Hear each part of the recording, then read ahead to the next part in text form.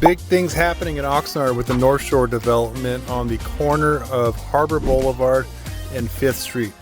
For those of you locals who live in Oxnard, this has been a site for almost 20 years of development that has not taken place yet. Northshore at Mandalay Bay is a 292 home project on the corner of 5th Street and Harbor Boulevard. Heritage Development Group, who is a developer for this project, has construction underway. We have seen increase in site activity over the past couple months, with Argent Management leading the way as the manager of this construction site.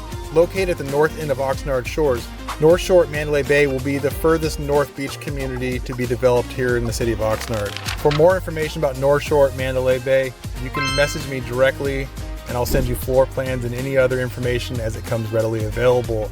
Also, don't forget to subscribe to my Oxnard Beach and Marina neighborhood newsletter for everything to do with the Oxnard Beach community.